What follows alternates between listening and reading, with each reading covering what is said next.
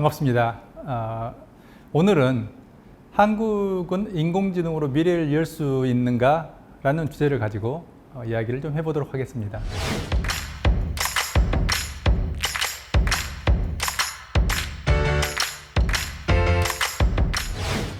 한국 사회뿐만 아니고 글로벌 사회 전체가 현재 인공지능이라는 화두로 들끓고 있습니다. 뿐만 아니라 미국이나 이제 중국 같은 이제 양 국가가 글로벌 패권을 둘러싸고 첨예하게 지금 충돌하고 있습니다만, 역시 두 국가가 가장 좀 중요한 분야로, 중요한 영역으로 힘을 집중하고 있는 분야가 역시 AI, 즉 인공지능의 분야입니다. 자, 그러면 그런 어떤 전 세계적으로 인공지능이 중요한 화두가 되겠고 미래의 어떤 산업으로서의 가능성을 우리는 이미 알고 있습니다만, 그럼 과연 한국의 상황은 어떤가? 그리고 한국은 구체적으로 어떻게 인공지능을 기반으로 한 사회로 전환할 수 있는가? 또는 인공지능이라는 새로운 산업을 펼쳐가는데 어떤 문제들이 있는가 하는 것들을 우리가 오늘 생각해 보도록 하겠습니다. 알파고가 이세돌 구단과 대결을 했던, 그게 벌써 이제 2016년이 됐습니다. 벌써 오래된 일이 돼버린 거죠. 그 당시에 알파고가 이세돌 구단을 4승 1패로 승리하면서, 즉 반대로 이야기하면 이세돌 구단이 4승 1패, 1승 4패로 패배하면서 한국은 물론 전 세계에 충격을 주었던 바로 중대한 그때 사건이 바로 알파고와 이세돌 구단의 대결이었습니다. 뿐만이 아닙니다. 여기 아래 사진에 나와 있습니다만, 여기 이제 안경 밑에 눈물을 닦고 있는 이분이 중국 최고의 이제 고수라고 불리웠던 커제 구단입니다. 이 이세돌 구단의 다음 해 이 커제 구단과 알파고가 대결했습니다만, 그나마 이세돌 구단은 1승을 거두었던, 귀중한 1승을 거두었습니다만, 중국의 커제 구단은 전패, 3전 전패를 했습니다. 그래서 여기에서 커제 구단이 울고 있는 장면입니다. 그래서 이제 보도에 의하면 커제 구단이 잠깐 대국을 멈추고 화장실에 가서 펑펑 울고 다시 왔다라는 것들을 나중에 기자회견에서 본인이 밝히기도 했습니다만, 그리고 알파고는 선언을 했습니다. 정확하게는 알파고가 선언을 한 게 아니고 알파고의 아버지라고 불리우는 알파고의 개발자죠, 데미사 사비스가 선언을 했습니다. 알파고는 더 이상 바둑을 두지 않는다. 은퇴 선언한 거죠. 이 사건을 보면서 인간들은, 많은 사람들은 공포심을 느끼게 됩니다.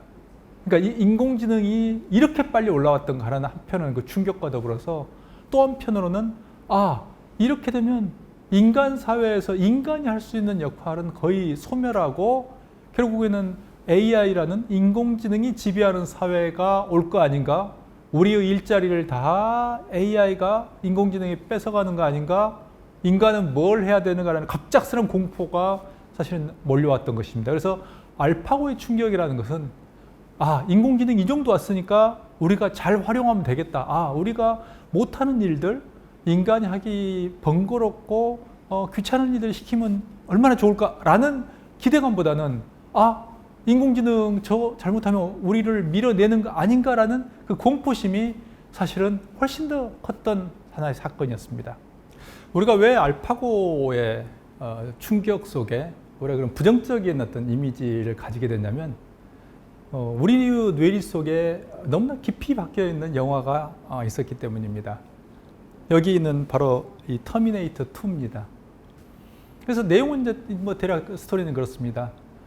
서기 2029년 SF 영화가 이렇게 현실이 되면 상당히 재밌습니다만, 29년이니까 지금부터 이제 앞으로 지금 21년이니까 이제 8년 후입니다.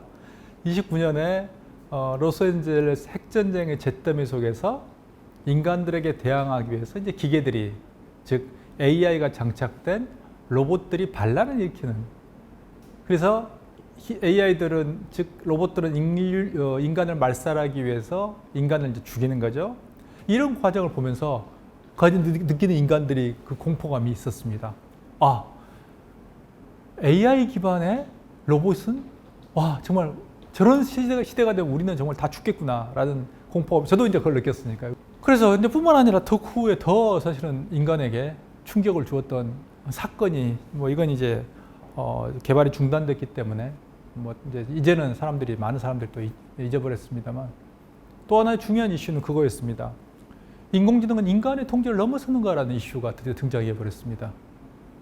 그래서 페이스북에 여기 이제 보여드리는 이게 코드가 그렇습니다만 예를 들어서 밥과 앨리스라는 것은 두 개의 우리가 두 명이라고 말하기가 좀 그렇습니다.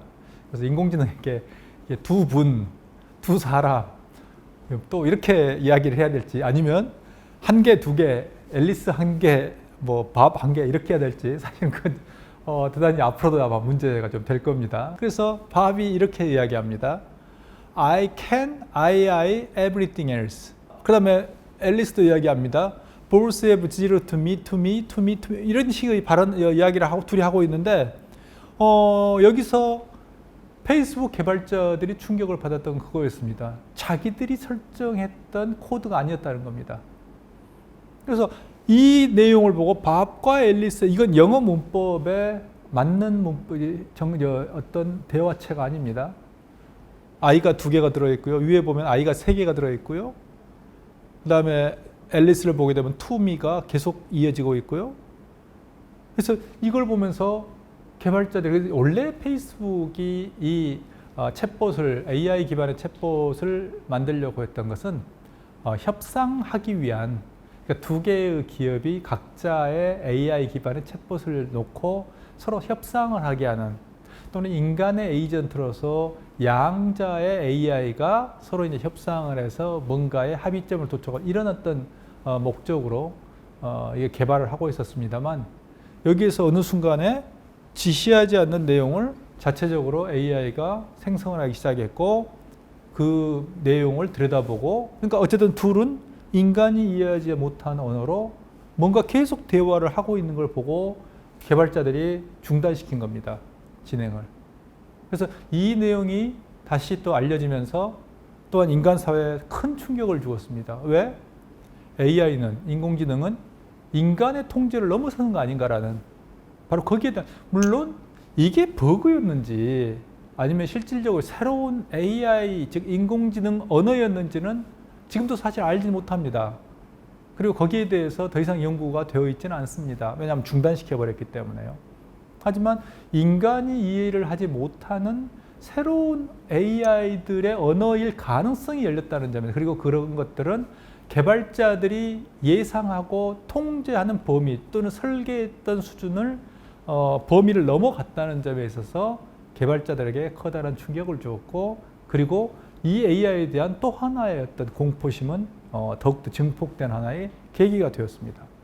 그럼에도 불구하고 AI가 우리가 내용을 잘 들여다보면 지금 현재 AI의 어떤 기술의 진화 과정을 보게 되면 두 가지의 어둠과 밝음이라는 두 가지 측면이 존재합니다. 인간은 감성적으로는 어두운 측면, 즉 인간이라는 것들은 AI와 관계에 있어서 인간과 경쟁하고 인간의 직업을 빼앗는 경쟁자로서의 AI의 측면을 인식할 수가 있습니다. 하나는 실제로 그런 것들이 전혀 우려만 아닌 게 조만간 멀지 않은 조만간 단순 작업들 예를 들어서 엑셀에 숫자를 입력하는 것과 같은 단순 작업들 그리고 예를 들어서 무거운 짐을 들고 가는 그런 단순 작업들은 AI 기반의 뭔가 또는 AI 기반의 로봇 등등이 쉽게 즉 인공지능이 쉽게 할 수 있는 영역이 되고 그런 부분은 인간이 필요가 없는 사실은 그럴지도 모릅니다. 그래서 AI는 크게 이제 두 가지로 이제 분류를 합니다만 저희는 밝은 측면, 어두운 측면 이렇게 일단 크게 나누었습니다만 또 하나의 AI의 분류 방법에 있어서는 강한 AI, 약한 AI 이 두 가지로 분류를 하기도 합니다. 흔히 이제 인간이 공포심을 느끼는 것은 강한 AI입니다. 예를 들어 인간처럼 자아를 가지고 있고 이제 터미네이터가 대표적인 거죠.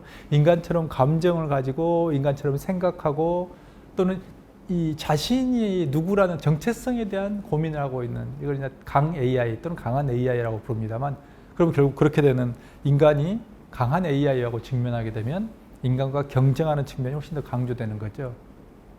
하지만 또 하나 우리가 밝은 측면에 놓고 우리가 보게 되면 주로 이제 밝은 측면은 인간을 도와서 인간 사회 문제를 해결하는 보조자로서 AI가 주로 강조가 됩니다.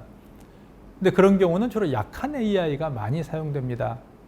예를 들어서 인간의 어떤 지금 특히 이제 주 52시간이시도 그렇습니다만 야간에 밤과 낮이 바뀌면 사람들은 자기 신체 리듬이 깨지기 때문에 대단히 어떤 건강을 해치기도 하고 생활하기에 대단히 어려움을 많이 겪습니다. 예를 들면 주간과 야간 그런 어떤 이교대라거나 이런 직종들이 좀 그렇죠. 예를 들면 콜센터에서 일하시는 분들 같은 경우도 아마 그럴 수 있습니다. 콜센터에서 일하시는 분들도 예를 들어서 밤 12시 새벽에 하고 이런 것들은 대단히 큰 고통을 받게 됩니다. 생체 리듬하고 다르기 때문에. 만약 그런 부분에 AI가 들어간다면 대표적인 게 챗봇입니다. 챗봇이 들어가서 이제 챗봇 같은 경우는 텍스트로 하기도 하고 음성으로 하기도 합니다. 그런 챗봇들이 들어가서 심야 시간에 인간을 대신해서 뭔가 인간에 대한 어떤 질문이 들어오거나 어떤 어려움을 누군가가 예를 들면 컴플레인이 들어오거나 어려움을 하소연하거나 했을 때 만약 해결해 줄 수 있다면 그건 인간을 도와서 인간 사회의 문제를 해결하는 아주 훌륭한 보조자가 되는 겁니다. 사실은 AI를 보면 두 가지 측면들 그리고 우리가 경우에 따라서는 아니 지금 현재 글로벌 사회에서 가고 있는 흐름을 보게 되면 밝은 측면이 훨씬 더 강합니다. 그래서 각 국가별로 지금 AI, 인공지능을 개발하고 서비스를 준비하는 것들은 결국에는 인간을 도와서 인간 사회의 문제를 해결하는 보조자로서의 AI, 인공지능을 개발하기 위해서 지금 총력을 기울이고 있습니다. 구체적으로 인공지능이라는 것들이 우리 인간 사회에서 그리고 실제로 이미 사회 전반에서 사용이 되고 있는가 하는 것들에 대해서 한번 구체적인 우리가 예를 들어서 이야기를 해보겠습니다. 첫 번째로 지금 이미 기업이 사용하고 있는 게 뭐냐면 기업이 신입사원을 면접하고 선발하는데 이미 인공지능을 사용을 하고 있습니다. 여기 우리가 보고 있는 이 사진은 실제로 AI를 통해서 인공지능을 통해서 이 학생을 지원자를 면접을 하고 있는 사진을 지금 우리는 보고 있습니다. 이건 뭐냐면 AI 인공지능이 문제를 던지고 그 문제에 대해서 이 여성이 답변을 하고 이 답변하는 내용과 텍스트하고 표정을 인공지능이 분석을 하는 그래서 답변의 일관성, 답변의 깊이, 핵심 키워드를 사용을 하고 있는가 등등을 바라본다는 것입니다. 교육부 한번 볼까요? 이제 특히 교육 파트는 제가 이제 이 교육기관에 대학에 있기도 하기 때문에 큰 관심을 가지고 좀 보고 있습니다만 이번에 지금 특히 이제 코로나 상태에서 화제가 되었던 그 이전부터 이제 쓰고 있었습니다만 AI 조교입니다. 미국의 이제 조지아텍이라는 공대에서 이제 AI 조교를 투입을 해본 적이 있었습니다. 몇 년 전에. 지금도 쓰고 있습니다만 이제 그 AI 조교의 어떤 설정은 대략 어떤 사람이라고 하지는 않고 어떤 특성의 사람이라 않고 대략 이제 조교라는 것만 설정을 하고 학생들에게 공개를 하고 질문을 받고 예를 들면 단순한 어떤 질문도 하고 그다음에 과제가 어떻게 되냐 또는 면담 시간이 어떻게 되냐 이런 걸 했습니다. 근데 나중에 한 1년 지나고 난 다음에 학생들에게 그 어떻게 저 AI를 받아들였는가 라는 것들을 조사를 해봤더니 놀랍게도 거의 90%가 넘는 대부분의 학생들이 그 교육 AI 인공지능 조교를 사람이라고 착각하고 있었다는 겁니다. 근데 사람인데 어떤 사람이라고 착각하고 있었냐면요. 20대 중반의 여성이고 되게 백인일 것 같고 대학원생인 것 같고 이렇게 답변을 했다는 겁니다. 그러니까 그런 이미지를 가지고 그러니까 학생들이 그렇게 착각을 한 거죠. 거기에서 우리가 이제 재밌게 알 수 있는 것은 AI 인공지능이라는 것들을 말을 해주지 않고 인간 사회에 살짝 집어넣으면 이렇게 자연스럽게 반응할 수 있구나 라는 걸 알 수 있습니다. 그런데 대학에서 이런 인공지능 조교를 투입을 하게 되면 교수들의 또는 학교 행정에 많은 일들을 절감할 수 있습니다. 왜냐하면 학생들이 질문하는 상당수는 겹치는 게 많거든요. 뿐만 아니라 예를 들면 성적을 처리하고 성적을 입력하는 과정, 그리고 학생들이 예를 들어서 어려움을 겪을 때 그들을 도와주는, 대학뿐만 아니고 초중고 같은 경우도 지금은 이제 코로나 상태이기 때문에 전체적으로 중위권 학생들이 무너져서 하위권으로 지금 내려옵니다. 그래서 대면 수업을 하지 않으면 중위권 학생들이 붕괴하는 걸 막을 수가 없습니다. 자, 그럴 때 만약에 AI 인공지능이라는 게 투입이 돼가지고 학생들이 어려움을 겪는 부분을 잘 포착해서 그 부분을 끌어올려 줄 수 있다면 이라고 우리가 생각할 수 있습니다. 또 하나 인공지능이 인간 사회에 도입한 전쟁입니다. 인공지능이 이미 사용되고 있는 것은 전장에서 사용이 되고 있습니다. 예를 들어서 여기 있는 사진이 있습니다만 이건 이란의 솔레이마니 혁명수비대 사령관이 있었습니다. 미국과 적대적인 관계이죠. 미국이 드론을 써가지고 솔레이마니 사령관을 암살했던, 즉 살해했던 그 이후에 파괴된 그 사진들입니다. 자, 여기에서 우리가 이것도 이제 전 세계에 충격을 주었습니다. 왜? 이것도 이제 이란의 어떤 솔레이마니 사령관이 이라크를 방문했을 때 그 주변에서, 그러니까 남은 나라에 방문했던 그 극비리에 방문했던 사람을 드론이 기다리고 있었던 거죠. 상공에서. 그래서 숨어서 기다리고 있다가 바로 표적 살해를 했던 하나의 케이스였습니다만, 이미 드론에 의한 전쟁, 드론에 의한 암살은 이미 우리가 많은 보도를 통해서도 알 수 있듯이 일상화되어 있습니다. 특히 드론을 통해서, 특히 그리고 많은 어떤 군사위성을 통해서 수집되는 정보들은 이미 인공위성을 통해서 수집된 정보들은 AI, 즉 인공지능이 판단을 해서 분석하고 수집하고 필터링을 합니다. 그걸 검열해서 전부 하나의 가치 있는 정보만을 추려내는 이런 이미 도구로서 투입이 되고 있습니다. 그럼 미래의 전쟁이 인공지능과 드론에 의한 전쟁이라고 생각을 한다면, 반대로 인공지능과 드론 기술 또는 인공지능 기술을 전쟁에 도입하지 않는 국가는 전쟁에서 진다는 결론이 나옵니다.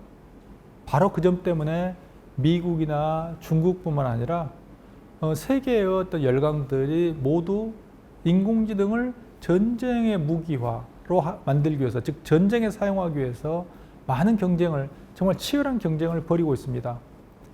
다만 우리가 인도적인 측면에서 인공지능을 전쟁의 용도로 사용해서 안 된다는 강력한 반대의 목소리도 있고, 실제로 인공지능의 개발자들 가운데 그런 움직임도 있고 그런 조직도 있습니다. 하지만 그런 움직임은 분명히 가치가 있고 의미가 있습니다. 그것과는 별개로 세계의 열강들이, 세계의 강대국들이 인공지능을 전쟁의 무기로 쓰려고 노력할 뿐만 아니라 이미 이렇게 사용하고 있다는 것은 분명하게 그것 또한 현실입니다.